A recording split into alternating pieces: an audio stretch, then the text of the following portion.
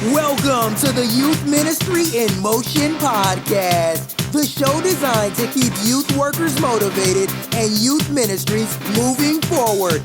Now, here's your host, blogger, speaker, and lover of nerd stuff, Paul Turner.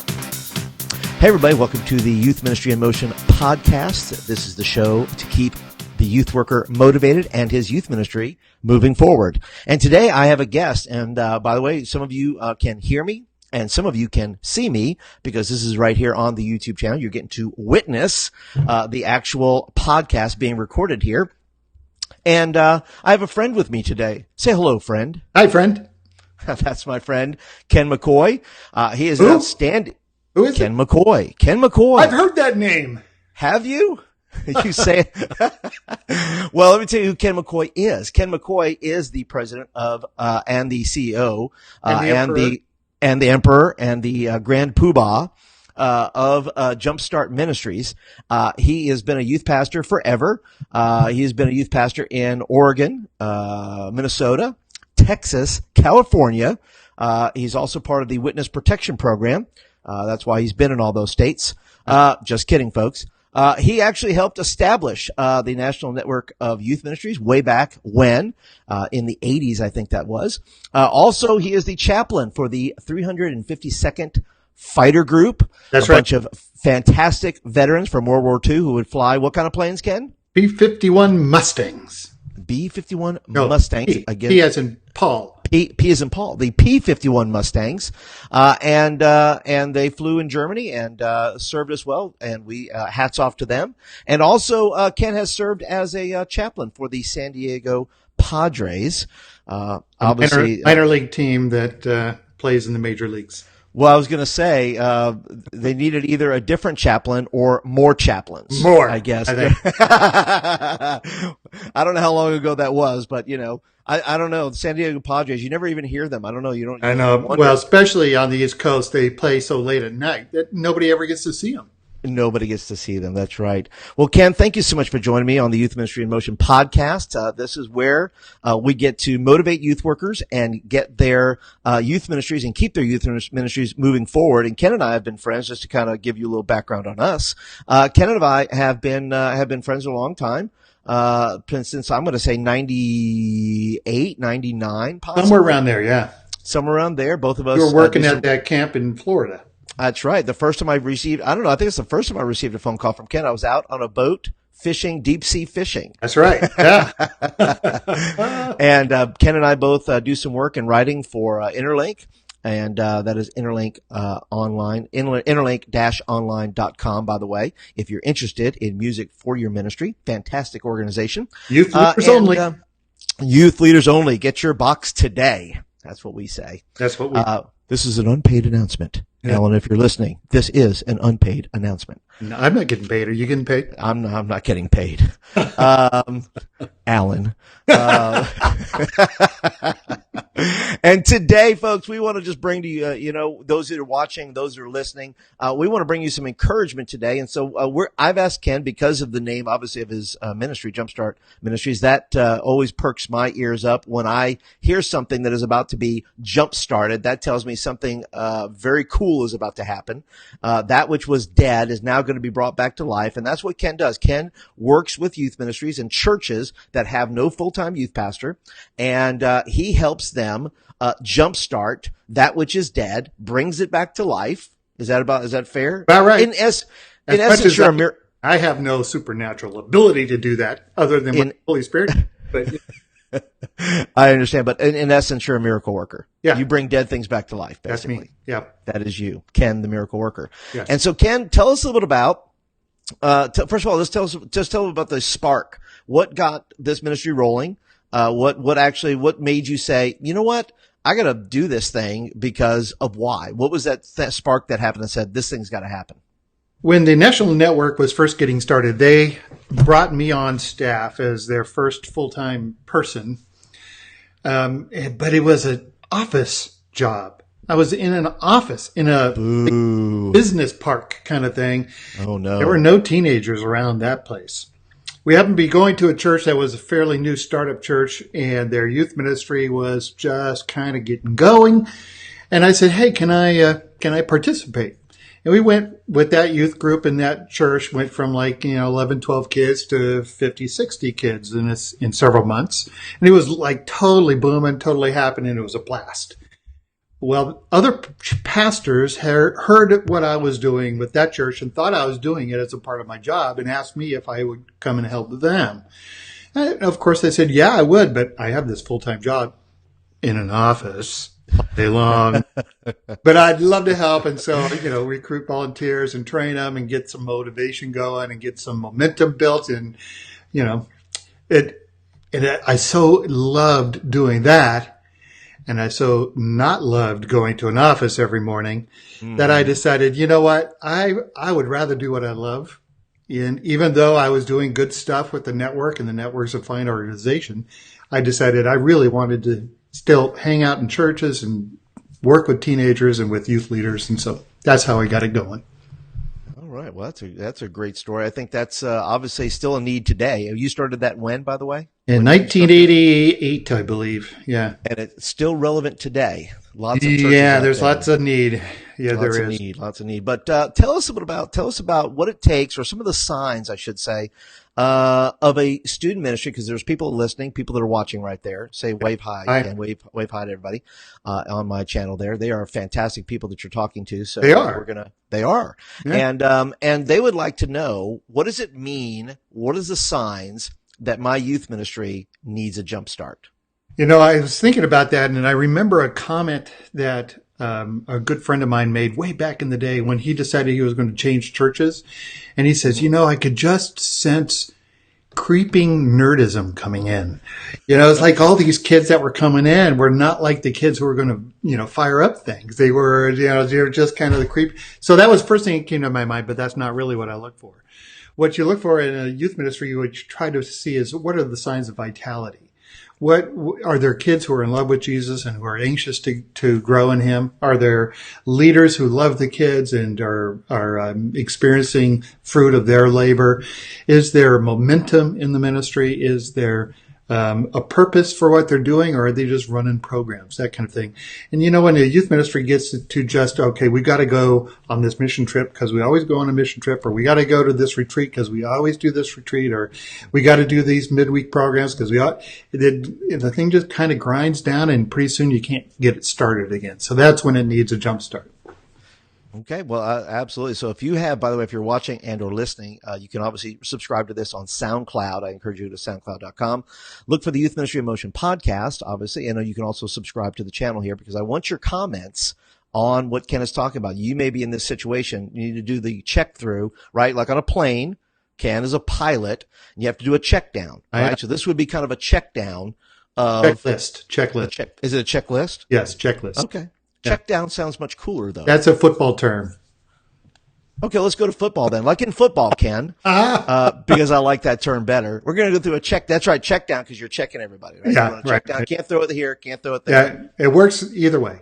That's right. We're going to talk later about, Ken's unfortunate fascination with the San Diego Chargers, but because that is Diego Superchargers. I like the who was it? Didn't Skillet do a song for the Chargers? Yes. Was it Skillet? No, that's so much better. It was POD. POD, that's right. I like that version a lot better. Whatever they did. Whatever you just sang was no. And so let's move on. So we got these signs that we're supposed to be looking for. We're looking for this.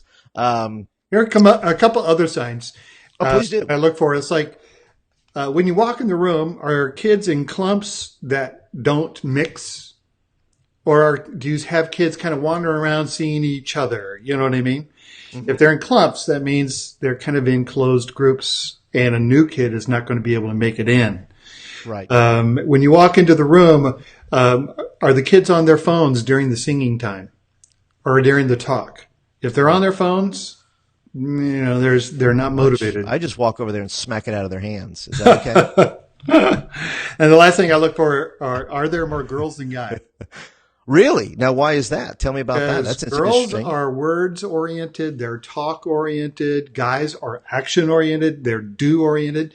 And youth ministries tend to be heavy on the words and not so much heavy on the action. Right. So they tend to have a lot of girls And if you have a lot of girls, you're not going to have a lot of guys. Guys won't go where the girls are. Girls will go where the guys are, but not the other way around. So a youth ministry that needs a Jumpstart is one that needs guys. Needs guys, absolutely. And you bring up a great point, because I was thinking I have a college event coming up a week from this Sunday, and we're calling it Art Core. And it's very foo-foo, right? It's painting, it's, all this. But let me tell you, I have a friend of mine who is into welding, and I think I'm going to get some guys there to give them a quick lesson in welding and then weld Put a on piece that of helmet together. thing, you fire that stuff up. Oh, yeah. That's right. So I'm a little stoked about that. Baby. So guys will come out to learn a little welding and maybe make a little piece, a little art, something like that, that speaks to them. Yeah. Are jump starts, let me ask a question, are jump starts inevitable or are they preventable? I think they're inevitable. It's just like your car. If you don't ever charge up your battery, if your battery has a lifespan, and when it gets down, you're going to have to replace it. You're going to have to jumpstart it somehow.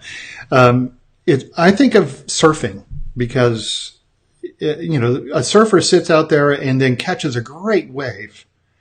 And then he's got to turn around and paddle back out and wait for another great wave. Youth ministry is often like that. Sometimes you have a great class and it just seems like everything you're doing works. Yeah. And then you got to turn around and paddle back out and wait for another great wave, so there is always kind of that ebb and flow, that up and down of a ministry. But when a jump start happens there's just no life. I mean, the engine turns and it's just, I don't want to.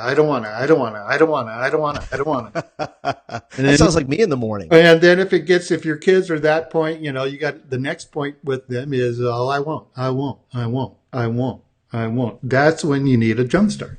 Wow. I love the sound effects there. Thank you. I've perfected those over. You practice them in the mirror. So what then if you're working with a ministry, Ken, and they have no youth pastor, some of our listeners and some of our watchers here, right. You may be the volunteer that's watching and you may be the volunteer that's listening. Right. What then could you help them with? What would be the process? How does one start? Obviously, when you're jump starting your battery, you're putting clamps on. Right. You're connecting it to another vehicle. Right. That's important. Yes. So what is then the process? What does that look like for a ministry that is in that trouble, that they're hearing that I won't.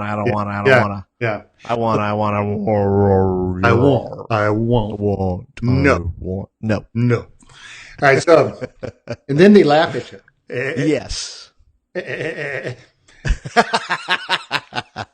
Yes, they do. Yes. All the time. So the process is, we got to first assess the strengths, the weaknesses, the opportunities, the threats, that kind of thing. What do we have to build with? Now, that's an acronym, by the way. So yes, I think it is, but I don't know what it is. Okay, go ahead. Sorry, I didn't mean to interrupt. I just remember that. I remember doing the same thing. Yeah, exactly. Then it's recruiting a team, and that requires a lot of prayer. And it requires talking with the pastor and other church leaders and saying, hey, if you were to recruit your starting varsity for the youth ministry, 4 or 5 people, who would be the starting varsity? Who would be those 4 or 5 people? And my donuts to dollars bet is those people are already busy in important places in the church. Yeah. Are you willing to free a couple, 3 of those up from what they're already doing to do youth ministry? Because we need the sharpest, brightest, most energetic. And it doesn't necessarily have to be the younger folks. It can be parental ages. It can be older than that. But they just have to be sharp, good, with kids, good, confident, growing Christians, that kind of thing. But a lot of prayer. I mean, I take Jesus seriously when he said, the harvest is plentiful, but the workers are few.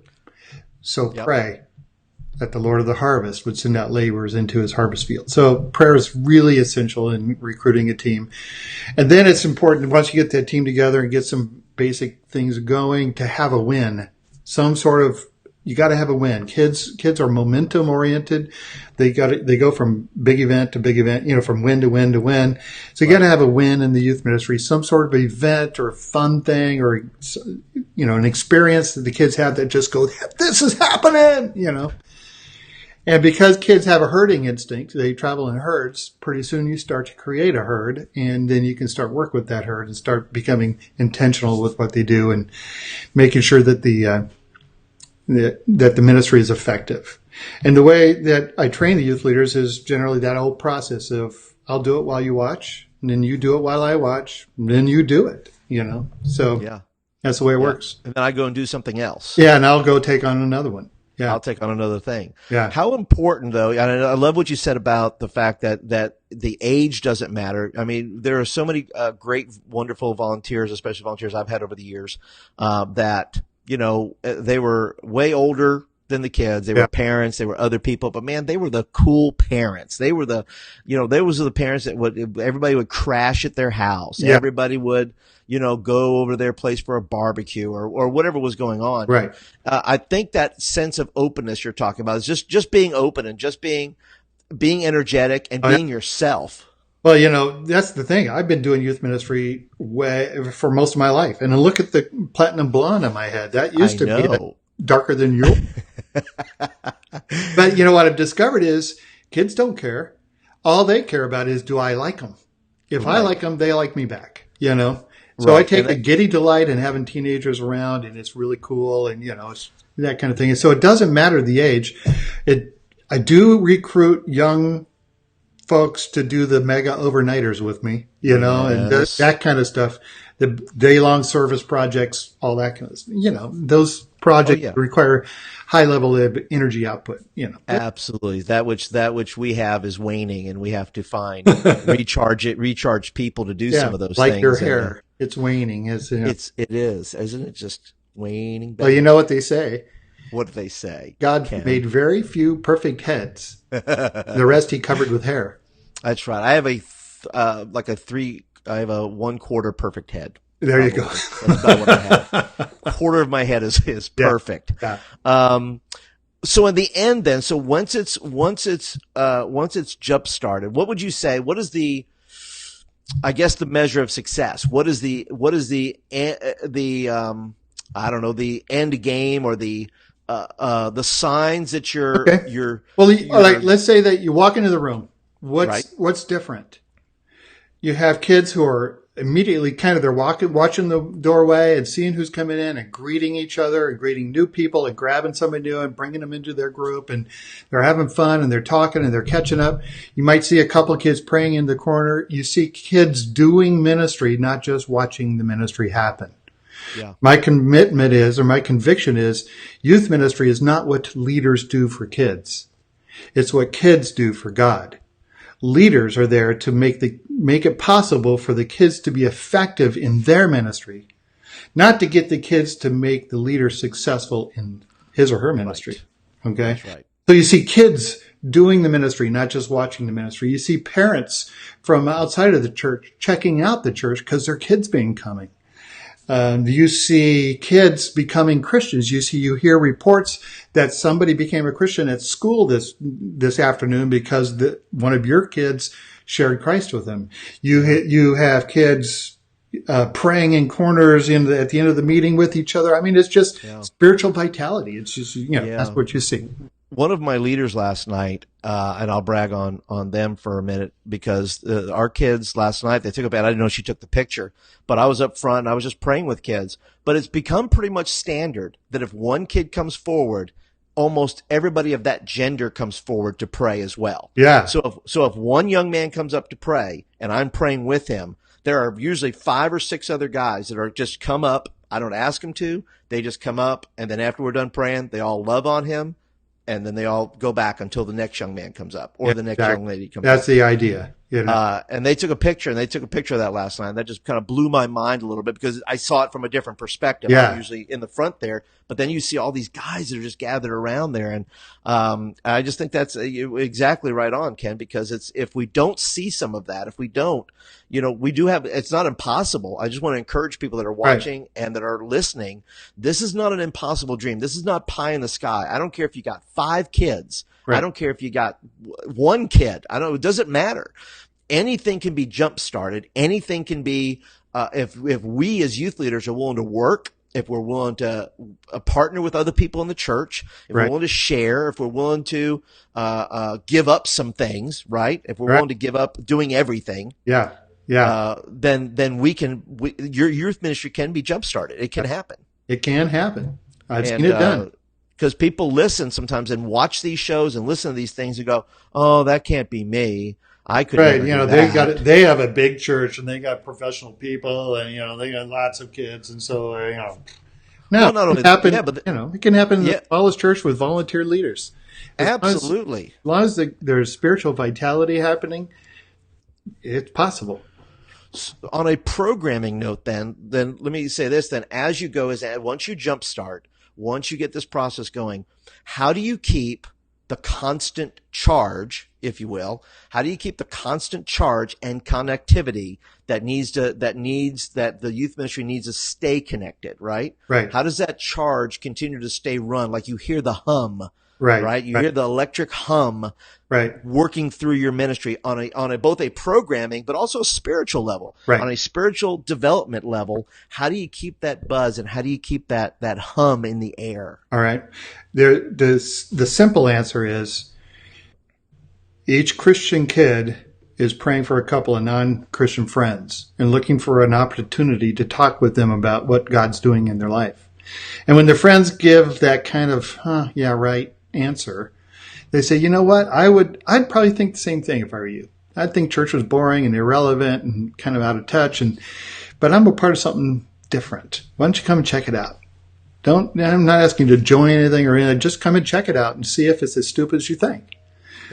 And then we can talk afterwards. Okay, I'll come check it out. Now, that's completely different than you as a leader saying, invite all your friends. We're going to have a blast. They can come. I mean, that's completely different for bringing a friend. That friend's coming to check out Christianity. Right. He's coming to see and feel what's going on, not to come meet girls or to have a blast. But, he'll meet girls. He'll have a great time, but he'll walk away going, you know what? That wasn't as stupid as I thought. And then that Christian kid can say, so would you like me to tell you how to become a Christian? Are you interested in that? And then you start seeing, unless kids are involved in personally sharing the light, then all they're doing is coming to be fed. Right. They're not coming to get strengthened and recharged so they can go back out and do it. They're just coming to be fed and kind of be comfortable and be served. So evangelism is the real hum of electricity in the air, but it's personal evangelism. It's not bring your friends so that I can preach at them and get them into the kingdom, Right. So that's the short answer. The other one is ministry by the kids for the kids rather than ministry by the leaders for the kids. The leaders are there to provide leadership and structure, to do for the students what they can't do for themselves. But let the kids do it. It bothers me when I come into a youth ministry and I see the youth band is all leaders. Yeah. There's no kids in there, in the band, or the announcements are being given by one of the leaders, not one of the kids, or the testimony is being given by a leader, not one of the kids. Or the videos was made by the leader, not by the group of kids that are interested in making videos, that kind of stuff.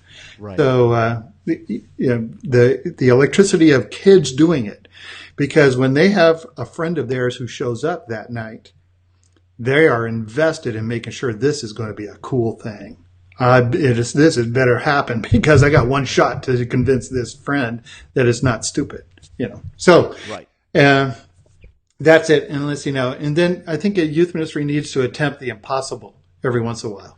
Oh, that's good. Stretch themselves if we don't XYZ, if God doesn't come through, we're going to fall flat in our face. We're going to lose a lot of money. People are going to think we're idiots. Whatever it is, attempt something impossible every once in a while that tests kids' faith. And so that when they do see God work, they go, woohoo, and their faith grows, Absolutely. And Ken, you are just speaking my language now because this is my 6th year with this youth ministry. We've seen a lot of fruit over the years, but now we've reached a point. Youth ministries go through cycles, right? You goes through, and the reason I don't want people to think that when I'm talking here that I'm just, I'm in a good place with because there's a lot of years that I was not in a good place with my youth ministry. All of us have that. Yeah. So right now, we have a big event coming. We have what's called Impact 75. Normally I call it Impact 100, but I thought 75 was a number we could reach. Okay. So we told our students, and last night we handed out little invitations, and I had them hold them up in the air. I said, how many? I said, look, there's 15 to a pack. Everybody takes 15, however many you want to take. And I said, I want you to hold them up in the air, and I want you to think in your head, say, who are the people that I need to give these to? Who are the people that I need to personally advise? I don't want you dropping them in lockers. I don't want you to put them on the urinal. I don't want you to slide. Please don't do that. Don't put them on the urinal. Invite somebody personally. And I reflected on that because another thing I did was I asked people, I said, how many of you are here in this youth ministry are here because a friend invited you? And across the room, I would say there was probably at least 6 or 8. Yeah. And I went around the room and said, who invited you? Well, so-and-so invited you. Are you happy they did? Yeah. Who invited you? Absolutely, yeah. Who invited you? Are you glad they invited you? Now, I said, guys, ask yourself this. How many more people are waiting to be invited? How many more people are walk in this room and find Christ? And then also possibly, I told him, I said, look, we're inviting people to a building with the opportunity to join the body. Right. And that's what we're doing. Exactly. We're not, this thing isn't about the size of our youth ministry. It's not about any of that. You're just bringing them to an event that we have an opportunity to share Jesus with them. Right. And that's, that's it, guys. I mean, it's just I think it's just a change in mentality. I think it's just we have to have an optimistic, big idea, big challenge, impossibility of what God can do. That's exactly right. And if we can dream big, God can dream bigger. But if we can dream big enough and challenge our kids, like for our kids, 75 is a big number. Yeah. They're just going to have to work at it. They're just going to have to get I have 35, 40 kids. That means there's an extra 35, kids that have to come in. That's right. Roughly. And to get that many kids to show up, I'm excited to see what happens. I don't know. When does it go down? It's next Wednesday. Oh, wow. And so I'm going to so I gave them all the invites, did all the things we needed to do, putting a lot of prayer and time into it. And I think it'll be a good night. It'll just be a fun night, and we have some games and we'll do some things. I got a guy that's going to come in and do a little rapping and share the gospel. And so it's just going to be a fun night. So I'm looking forward to it. Now, Ken, talk to me about the youth pastors, because there's a lot of youth pastors that will listen to this podcast. They are the full-time youth pastor. Right. Yet their youth ministry is facing the same challenges as a youth ministry with no youth pastor. Right. They're in the same ballpark here. They're watching, they're listening. And I think, too, speak to them about what does it take from a leadership perspective, because I think that the leader, if there's a leader, that leader has to jumpstart themselves. They themselves must be jump-started in order to see others. They have to be fully charged in order to see a charge happen in other things. Yep. So talk to those leaders, those that are listening, those that are watching on the channel here. Talk to them a little about what does it require personally to be charged spiritually, to be able to see these kind of things happen that we're talking about. It's real easy for a youth pastor, for anybody in Christian ministry as a job, to get isolated into a Christian ghetto. So a youth pastor needs to have interests and friends outside of his ministry, outside of his church, people that he's trying to influence to the kingdom. He's got to have his own friends that he's praying about, or she's praying about and looking for opportunities to talk about what God has done in his or her life, and then invite them to something that might change their mind. If a youth pastor is only doing his job, he's not doing his job. He's got to be leading by example. So the first thing is ask yourself, do you have any friends who aren't Christians already? If you don't, where are you going to find them? Because that's why you're here. If we're here because evangelism has to happen, that's the only thing that won't happen in eternity.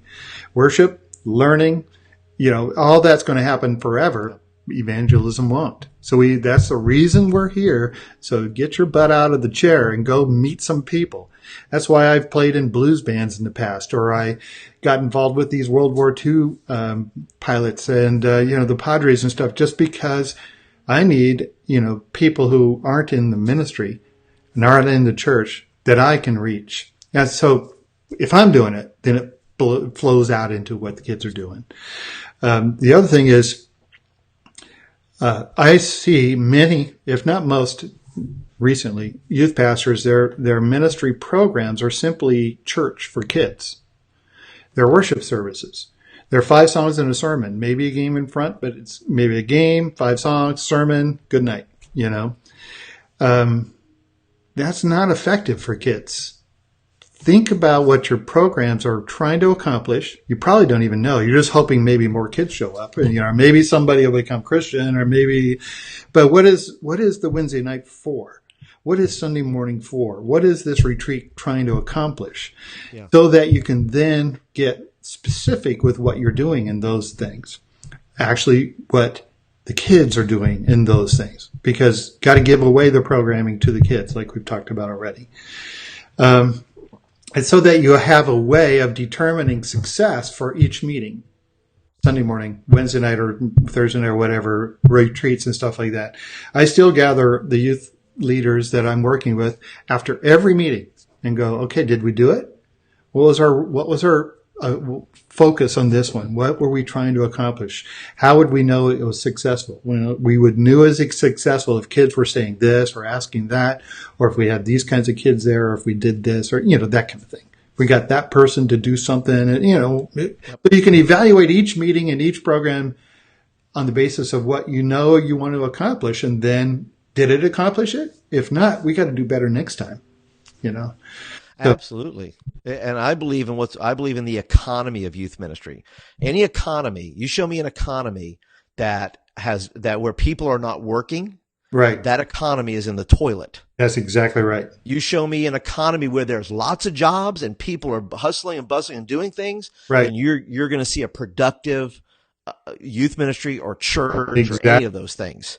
And so you're absolutely correct, and I can't agree with you more that the more, if you evaluate it on how many people did it take to pull this off, if it was just you, that's a hashtag that's fail. Right. Yes, exactly. If you were the only person that could make it happen, then you're done. But if you could look and say, well, even in increments, I'm talking about just moving the needle, right? Just moving. Right. Look, right. We got one kid to do something. I was floored. This is after like 6 months after every time this kid would come take offering. And I would say to this kid, so who's going to pray? Am I praying or you're praying? He says, you're going to pray. Well, after the missions trip that we went on, he had prayed without being asked. And then he came up in front of the youth group. I said, who's praying? Me or you? He went, I'm praying. I said, so woo! It's just moving the needle, right? Just a little bit. Don't say, well, I didn't have 10 kids involved, or I didn't have 20 kids. It's if you had one more kid involved, where you had no kids, right? That's success. That's that a kid did something that you can do. Right. I had the kid lead the game this week. Awesome. Did a great job. Taking pictures of kids doing things. I had kids in the cafe taking pictures of them he made, what did he call it? German teriyaki sandwiches. German chicken teriyaki sandwiches. I have no idea what was in it, but I ate it. And so, it was pretty good. It was pretty good, I have to say.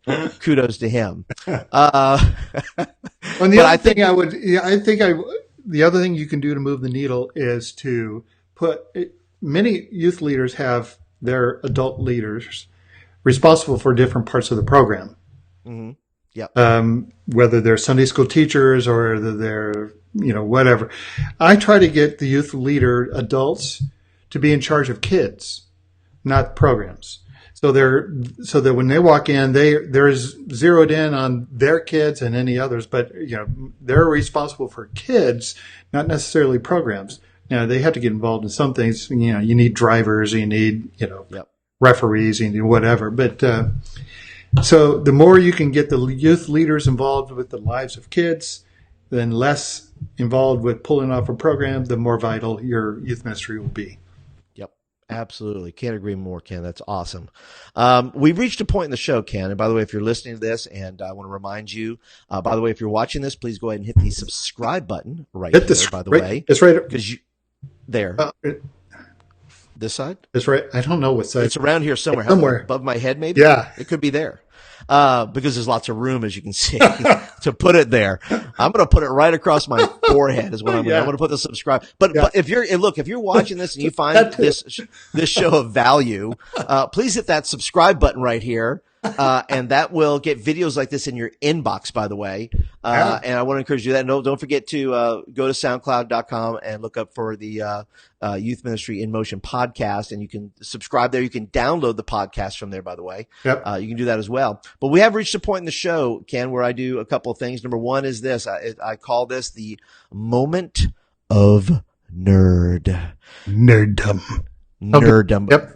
And I ask you now, since you're the guest today, I will not be sharing what I'm nerding. Well, I might, but I want to ask you what you're nerding about lately. What is and when we say nerding, I did a little post today on Philippians where it talks about, digging down deep and nerding out, like about scripture, right? Where you nerd out about the Greek word for whatever, and you nerd out about that stuff. So what are you drilling down deep into? What is the nerdism that you are captivated by at the moment that you just can't quit talking about right now?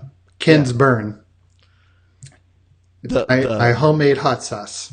Oh yeah, grew the peppers myself. Habanero, Caribbean red habaneros, with a really nicey spicy red serranos and I think it's Lucky Joe's jalapenos. Grew them all, roast them in the Weber grill with the smoke flowing, and then put them in with some fire roasted tomatoes and some cilantro and I can't give you the recipe, but oh my God, it's daggone good. So that is good. Now you have sent me one, I believe. I think you probably have in the past. Yeah. And you're going to send me another one, aren't you, Ken? As soon as I get paid for this podcast.